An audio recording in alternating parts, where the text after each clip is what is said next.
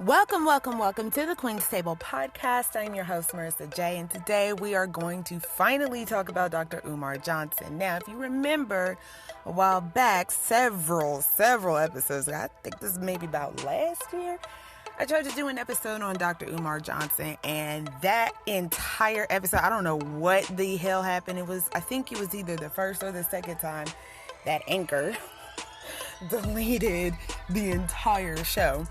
And I was pretty upset about it. I was pretty irritated by that. And I did come out with like a really super duper quick 10-minute, little video, or not video, 10-minute bonus episode about what happened with that particular episode as far as it just disappearing. And I said I was going to do another episode on him. Now is the time that we're going to get into it. So, this is going to be a long episode. I don't know. It might be a bonus. I don't know what it's going to be. But I just finished catching up on some podcasts that I listen to and from time to time. And I just listened to Dr. Umar Johnson. He was on Godcast. Yes, he was on Godcast, the Godcast podcast. It's got Raw Digger on it and Lord Jamar. But see, here's the thing. Okay, so I listened to that episode, and I'm real confused. First of all, let's talk a little bit about who Dr. Umar Johnson is. Yes, my last name is Johnson. I do not go by Marissa Johnson. I go by Marissa J. I do that for several reasons. However, y'all know that my last name is Johnson, okay? There is no relation. I am not related to this man.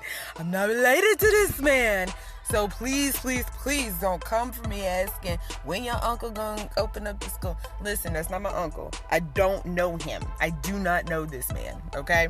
Lots of slave owners had the last name Johnson. So we're not in any relation at all, one bit whatsoever. However, this man had, let's go back to the history of him. He used to be a school psychologist. He used to be an assistant principal. He used to be a principal at a school. And during these times that he's taught at these schools and was employed by these schools, he got the great idea to open up his own school, not just a pro-black school, a Pan-African school. And if you don't know what Pan-Africanism is, please go and Google search that. We could do a whole episode on what Pan-Africanism is. But for right now, we're just talking about Dr. Umar Johnson. So, yes, Pan-African, getting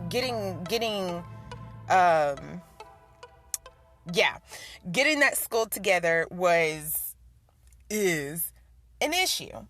Now, it's a great idea for a school. I would love to send my children to a Pan-African school. Yes, if I had the opportunity to do something like that, I absolutely would. He has got such great ideas for this particular school, and I would love to see it come to fruition. However, this man has been working on this school for a very long time, okay? A very, very long time. Now, a lot of people out there say it does take 10 years to get this school built. It took him 10 years, taking him 10 years. He clarified some things on the Godcast podcast. So let's go over some of that. Now, he's been collecting donations according to him on this Godcast. According to him, he did not receive his first donation until 2014. It is now 2020. He was asked by Lord Jamar on the podcast the hard questions.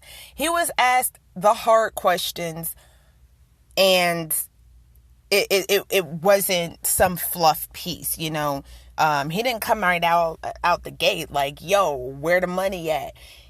We got into it, and described what the school was and all of that. But here's the thing. For 6 years, this man has been collecting money. Now, I can't remember how much money he said he's done collecting. Like 750, I don't know. I don't know. You can absolutely Google search it. I will link that major portion of that podcast in the description box of this episode.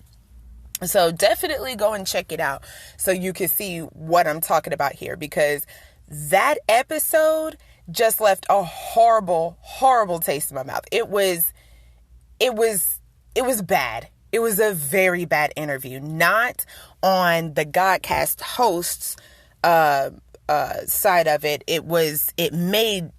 Dr. Umar made himself look bad. Okay. He really and truly made himself look bad. People want to know, where's the money? What are you doing? What have you been doing for the last 6 years? Because people have been donating a ton of money, and it just seems as though Dr. Umar has just been sitting on it. And I think that's a very valid question here. Like where we need to have some transparency here. He wasn't being very transparent at all. He was answering questions without answering questions. But the main thing that he said that really rubbed me the wrong way is that he says that he doesn't have any reason to give anyone any type of transparency unless they're donating. And if you haven't donated by now, you're not going to donate. Ooh, child. What is that? What is that? And they kept saying, well, what if somebody doesn't know who you are and they're just now getting put on game? So, why not try? Why not be transparent with those people? And his reasoning was, it's not, those are the haters. He kept saying that those are the haters. And then he got a big head. Listen, sis, the entire episode is a hot mess. I don't understand what's going on here and what's wrong with this man. He got a giant head talking about, I'm the world's most requested this and that, and I've got these credentials and that credentials and all of this stuff. And it's like, yeah, but you still haven't gotten the school started. So like, what is going on with that? Well, people know who I am. They know who I am. And those that are coming at me with all of this fuck shit. I'm paraphrasing here. Folks that are coming at me with all of this fuck shit, those are the haters, and I'm not going to respond to them. Now, I completely understand you don't want to respond to any haters. I get it. Nobody wants to respond to a hater. I understand that. But not everybody is a hater. Some people just need to know the information here. And see, what Lord Jamar did, he put things into a certain perspective. His father-in-law built a school. Well, not built a school, but started a school. And it started off with 3 small trailers that was behind the building behind a church. And over time, within months, it grew. And, now he's got this great big huge school. I think he said it was somewhere in New York, Manhattan. I don't know. But, now his school is doing well and, blah, blah, blah. So what he was saying to Dr. Umar was, why can we not do? My father-in-law said that he can sit down and talk to you about how to get things going. Dr. Umar did not take that very well at all. I don't need to talk to nobody. Ain't nothing that nobody can say to me that, that I don't already know, and you don't know who I have in my back pocket, and blah, blah, blah, and this, that, and the other. He says that it at first, if you watch the interview, at first he's talking about it took so long to get this, or it's taking so long because they have plumbing issues and electrical issues and all of these structural issues. But then he turns right around in the very next sentence and is like, when we bought it, it was for, I don't know how many $1 million, but it was a whole bunch of money, $9 million or it was appraised at $9 million. I don't fucking know. But he was talking about how this school is structurally sound. It's a good school. It's not some trash school that it's all modern, it's very updated and blase, woo-de-woo. Well, sir, if it's all ready to go, then why ain't you going? I don't understand. Make it make sense, sis. Because the school is not here yet. It's been 6 years. He's been talking about it for a whole lot longer than 6 years. I will tell you that much. He has been talking about this school for a whole hell of a lot longer than 6 years. Okay? He's been on the Breakfast Club, what is it, 3 times, I believe? Yeah. At least 3 times. I know I've personally seen 3 of his interviews on the Breakfast Club over the last few years. And that's when I watched all 3, because I remember I watched all 3 of them in one day. And after watching that, that's when I decided to go ahead and make the episode. Luckily, that episode did get deleted because it was not good. I mean, I was sitting here like, yeah, Dr. Umar Johnson, that's the man. He want to, start this Pan-African school for our babies and da-da-da and this, that, and the third. Black kids are disproportionately diagnosed with learning disorders and things like that, behavioral disorders. And it's not because Black kids suffer from these types of things at a disproportionate rate. They're just being diagnosed. They're being misdiagnosed. All they need is a proper guidance. Okay? I believe wholeheartedly that, if you're going to, if you're a predominantly white school and you have Black students, okay? Predominantly white school, you have Black students. You need to be able to help accommodate those Black students because not everybody, how am I going to say this being PC? Y'all know that I don't make any excuses for anybody ever. Okay. I say exactly what's on my mind. No problem at all. I have no issue with speaking what's on my mind, but I'm not trying to offend anybody here. So I'm trying to be as politically correct about this as possible. But as I'm talking here, I'm trying to find the words and I just don't have the words. Listen, Black kids need Black teachers. I'm sorry, but it's true. Black kids need Black teachers. I'm not saying every single teacher has to be Black. I'm not saying that. I'm not saying only all Black kids need to be taught by only Black teachers. That's not what I'm saying at all. When you look at the school system and the systematic racism that is ingrained in every portion of our society, but especially the school system, I know I'm not comfortable with white people teaching my kids. I'm going to say it again. I'm not comfortable with only white folks or a majority of white folks teaching my children. Because I grew up in this school system and I know that there was a whole lot that they did not teach us. And not only that, there was a whole lot that was misrepresented. I grew up thinking that Egyptian people were white. Huh? What? Yes, I did grow up in a very pro-Black household.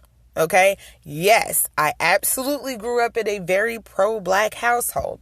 However, there's only so much that your parents can do at home. You're at school for 8 hours every single day.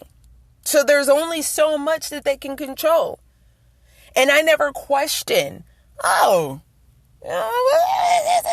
Egypt is North Africa. Why are these people white? All of these people that are in the Middle East, Jesus, They all white.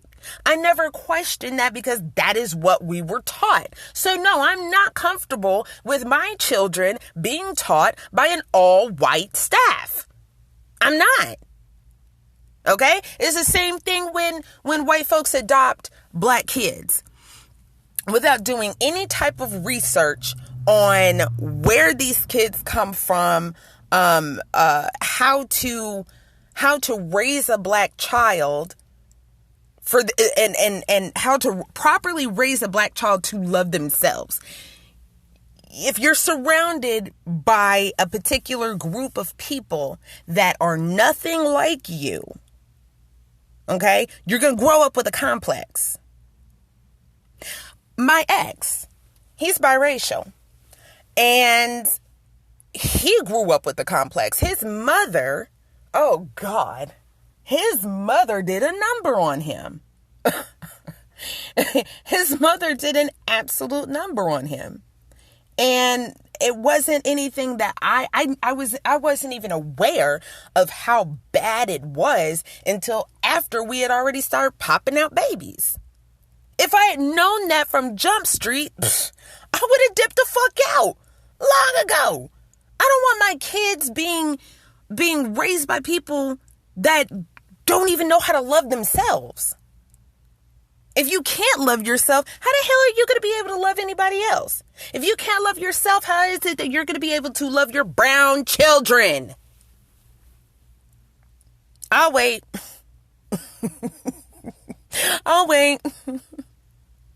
Yo, guys, listen. So I am a huge advocate of black teachers being in the school system. I would love for my children to go to a Pan-African school and learn the Yoruba language and their cultural faiths and beliefs and the things that have gone on throughout all of Africa.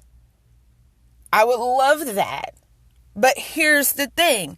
Dr. Umar Johnson is not doing that. The way he kept getting angry, so angry and so upset anytime Lord Jamar was like, well, yo, why don't we do this? I don't need your motherfucking help, nigga. Nah, he wasn't saying all of that. But he was like, I don't need your help, brother. I don't need your help. I don't need anybody's help. Well, honey, obviously you do.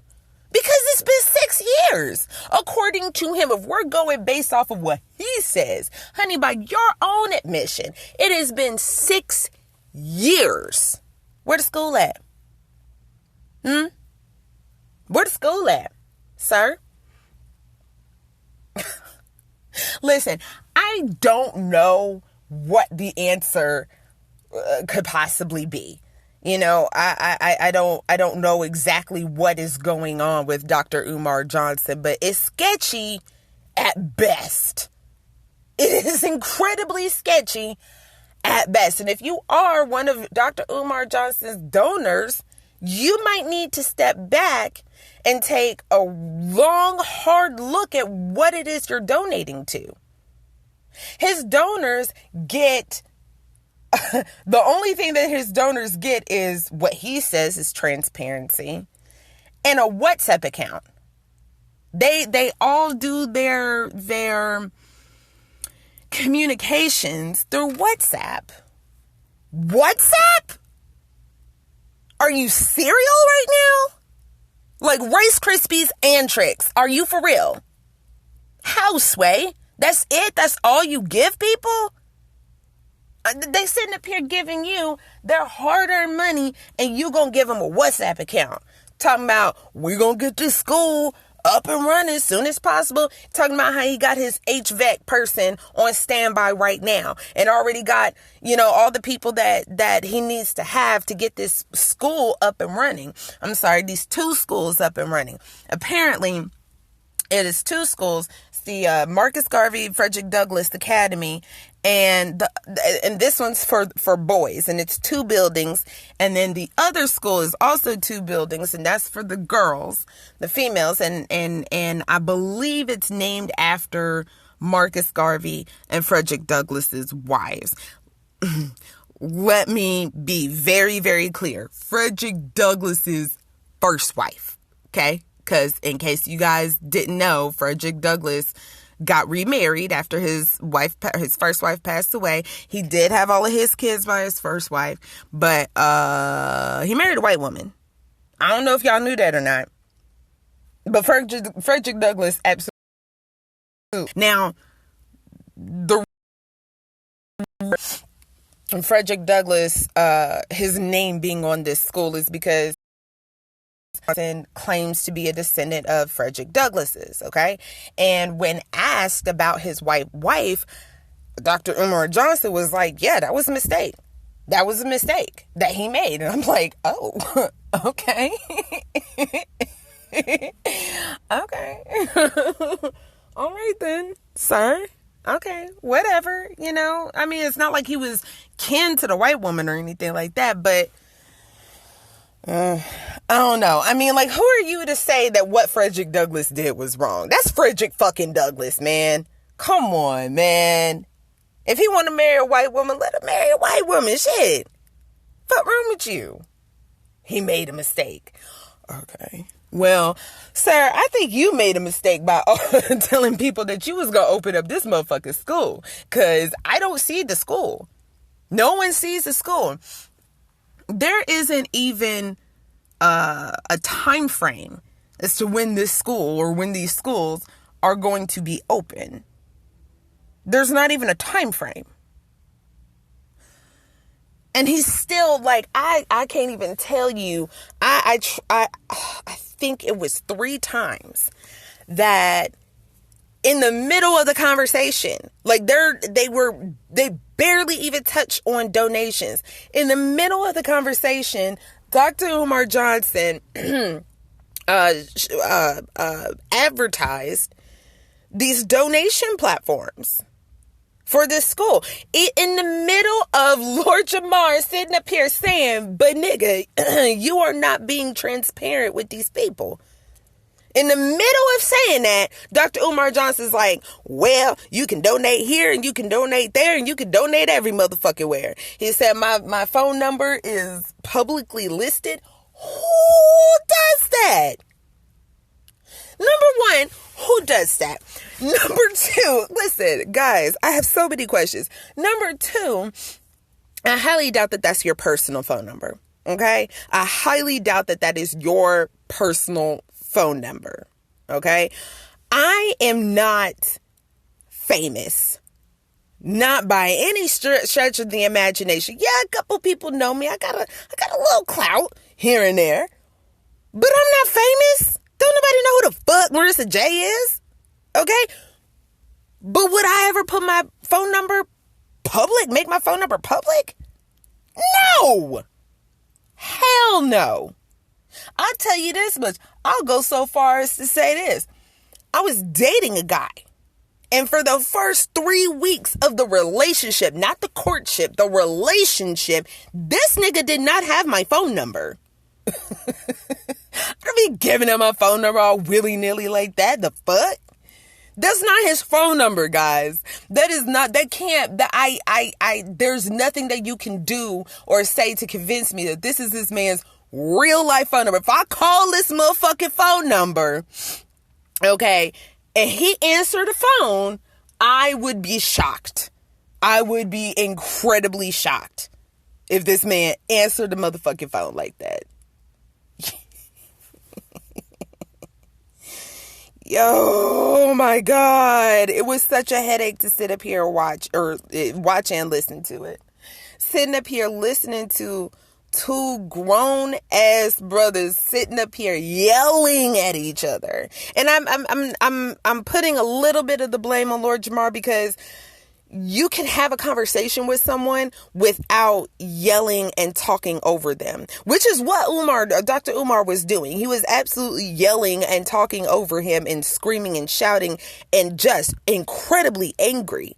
And to a degree, I can understand that, because if somebody was telling somebody who has never created a podcast before tries to tell me how I should run my show, I would probably be a little bit irritated as well. But at the same time, if I'm not doing what I need to be doing for this podcast on this show, and somebody has some suggestions, I'm going to at least sit down and listen to them.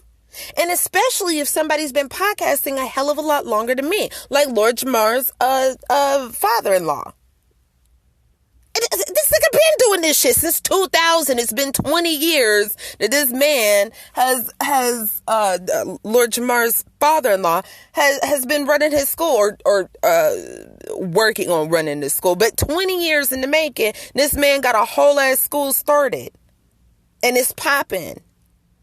Nigga, it's been 6 years for you.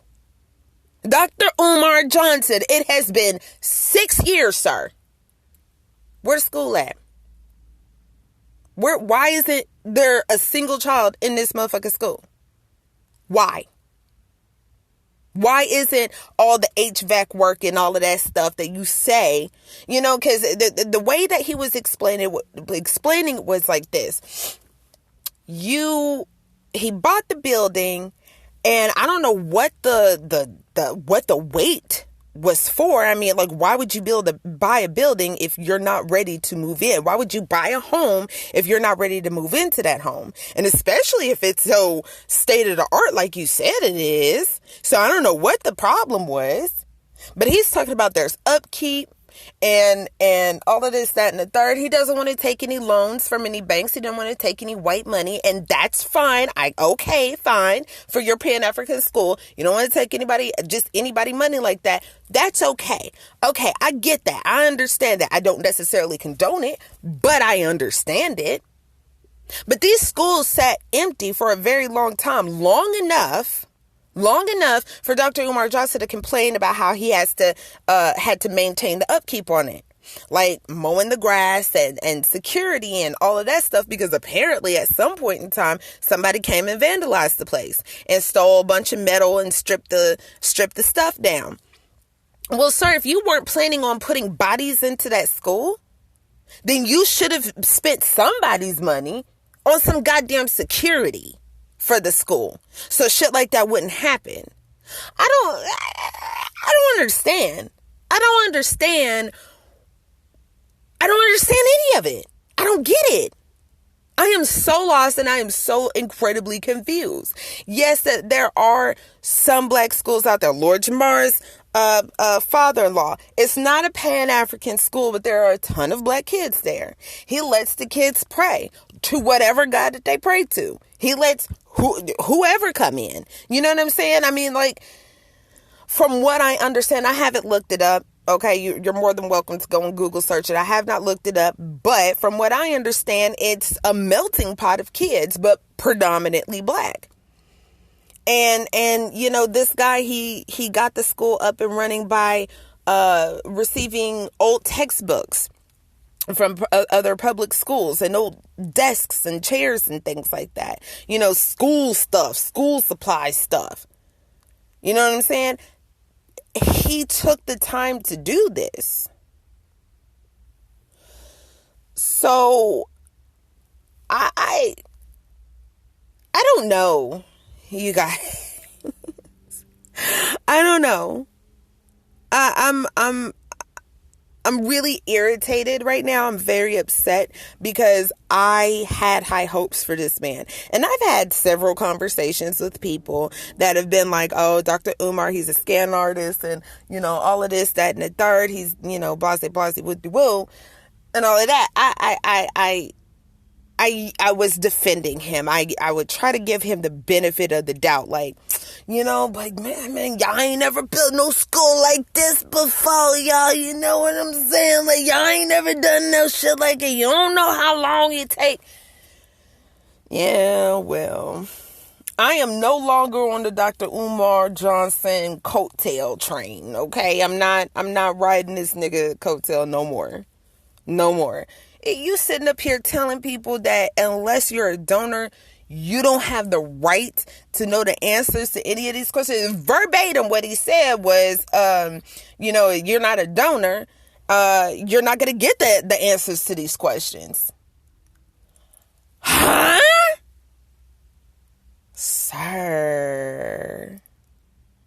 Sir, that's not good. That's not good at all. Like, I don't fucking get it. I'm just really irritated right now by the entire situation. It just, watch who you give your money to, I guess. Ooh, it's going on 30 minutes on this show. I guess it is a regular episode. But anyway, I honestly, I did not mean to go off like this for 30 whole minutes. But I did. But I did. It is what it is. Watch who you give your money to. Do your research on this shit. You know what I'm saying? Like, and definitely check out that episode. I believe the full episode is on their the Godcast podcast YouTube channel. So this one that I'm linking in the description, this is what you want to see. This the part that you want to get to. This the part that you want to see. The whole thing is about an hour long, and but what I'm linking down below, that is 26 minutes, I believe. So definitely check that out if you have the time. If you don't have the time, make the time, because this is really important when we're spending our black dollars for something good like this. We need to see some sort of results. And if somebody is not giving you those results, don't get taken for a ride. Don't get taken advantage of. Earlier today, I watched another video about this one African American woman. She was from California. She moved to